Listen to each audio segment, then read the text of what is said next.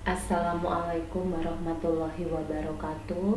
Perkenalkan, nama saya Yanita Wardani. Di sini saya akan mempresentasikan pelaksanaan audit sistem informasi pada perusahaan XXX berbasis COVID-5. Profil perusahaan. Visi: menjadi perusahaan terbaik di dunia dalam membangun komunitas demi keberlanjutan bisnis dan reputasi perusahaan. Misi: 1. Membentuk atau memberdayakan komunitas akses dan konten yang berhubungan dengan bisnis telekomunikasi, informasi, media, edutainment. 2. Membentuk atau memberdayakan komunitas sosial, ekonomi, dan lingkungan.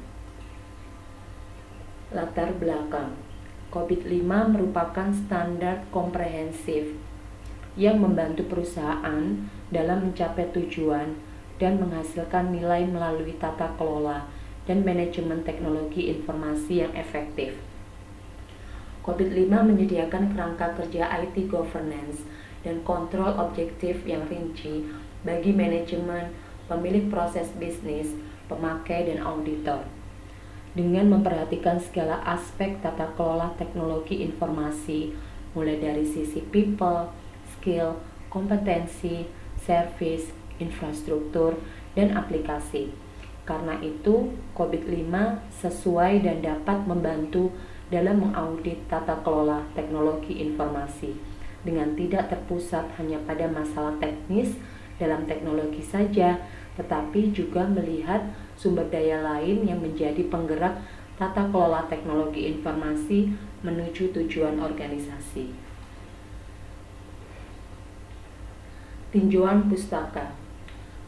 Pengertian COVID. Menarik kesimpulan dari hasil analisis yang didapat, sehingga kelayakan dan perbaikan yang seharusnya dilakukan dapat diketahui. Kerangka COVID-5 memungkinkan informasi dan teknologi yang terkait untuk dikelola secara holistik bagi keseluruhan enterprise, mencakup area bisnis dan fungsional secara keseluruhan, dengan mempertimbangkan manfaat TI bagi stakeholders internal dan eksternal. Prinsip-prinsip COVID-5 memiliki 5 prinsip dasar. 1. Kebutuhan stakeholder diterjemahkan ke dalam goal cascade menjadi tujuan yang lebih spesifik, dapat ditindaklanjuti dan disesuaikan, berguna untuk pendefinisian prioritas untuk implementasi, perbaikan, dan jaminan. 2. Meliputi semua fungsi dan proses yang dibutuhkan untuk mengatur dan mengelola TI perusahaan dimanapun informasi diproses, bermanfaat untuk mengintegrasikan tata kelola TI perusahaan ke dalam tata kelola perusahaan. 3. Perusahaan menggunakan COVID-5 sebagai framework, tata kelola umum, dan integrator sebagai penyelarasan diri dengan standar dan framework relevan lain. 4.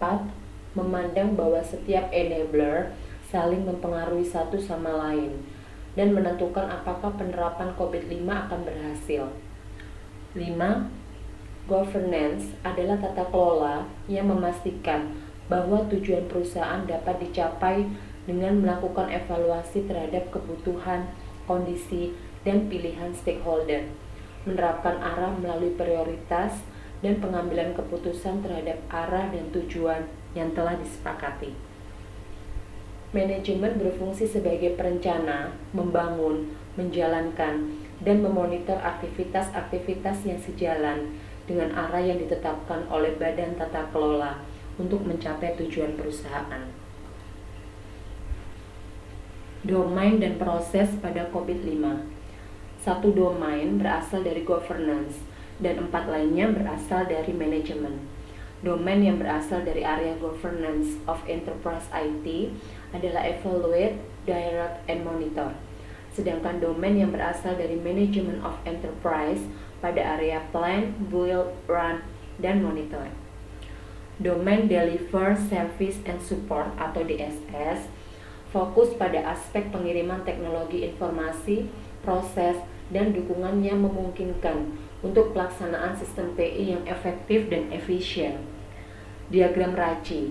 adalah bagian dari Responsibility Assessment Matrix atau RAM yang merupakan suatu bentuk pemetaan antara sumber daya dengan aktivitas dalam setiap prosedur. Goal Cascade untuk perencanaan audit dilakukan beberapa langkah sebagai berikut. 1. Mapping antara tujuan bisnis perusahaan dengan tujuan TI. Mapping dilakukan ke dalam perspektif IT Balance Scorecard atau ITBSC.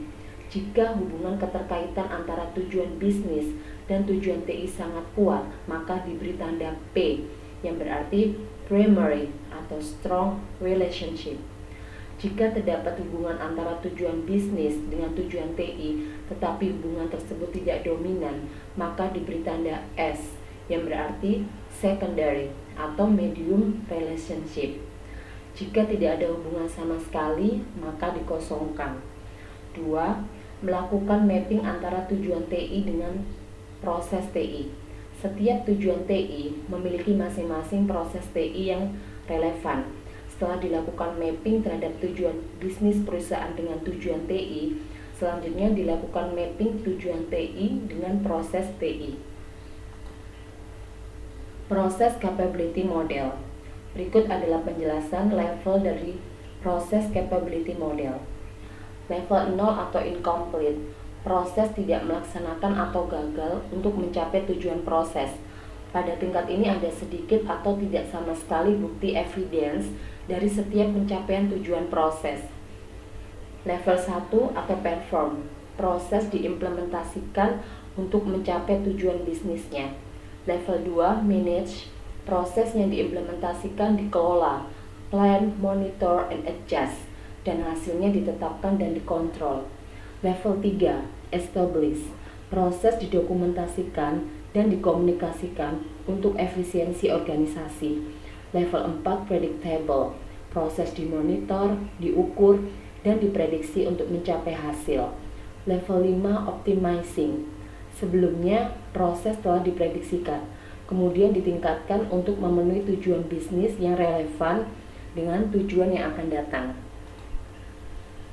Cara audit, pembuatan draft pertanyaan wawancara dan kuesioner. Melakukan pembuatan poin-poin dari tiap aturan teori COVID-5, khususnya Domain Deliver Service and Support atau DSS yang perlu ditanyakan terhadap responden. Dilaksanakannya kuesioner untuk mencari tanggapan-tanggapan dari para responden mengenai kondisi terkini. Pada tahap wawancara, dilakukan untuk meng-cross-check atau mencari kebenaran dari tanggapan-tanggapan pada kuesioner yang telah didapat untuk melengkapi aktivitas yang respondennya hanya oleh pihak direktur atau pihak manajer, dan juga untuk memperoleh bukti-bukti yang terkait dengan domain DSS. Deliver Service and Support. Wawancara dilakukan secara face-to-face dengan responden, didokumentasikan dengan notulensi wawancara. Pengumpulan data. Langkah awal dari pengumpulan data ini mulai dari menyiapkan data kuesioner, kemudian disesuaikan atau dipetakan dengan hasil diagram RACI supaya daftar kuesioner tepat dengan sasaran. Setelah itu, melakukan validasi hasil kuesioner. Apakah data kuesioner ada yang tidak valid, maka kuesioner yang tidak valid diulang kembali sampai menghasilkan hasil valid. Kemudian setelah semua data valid, maka dilakukan cross-check dengan melakukan wawancara ke pihak yang memiliki jabatan lebih tinggi. Kemudian disertai dengan pengambilan bukti. Proses analisis hasil. Hasil dari perhitungan kuesioner dan penelitian akan direkap menggunakan Microsoft Excel serta penyajian diagram. Setelah itu, diperoleh capability level dari kondisi existing yang berikutnya. Dilakukan analisis gap, kemudian dilanjutkan dengan rekomendasi.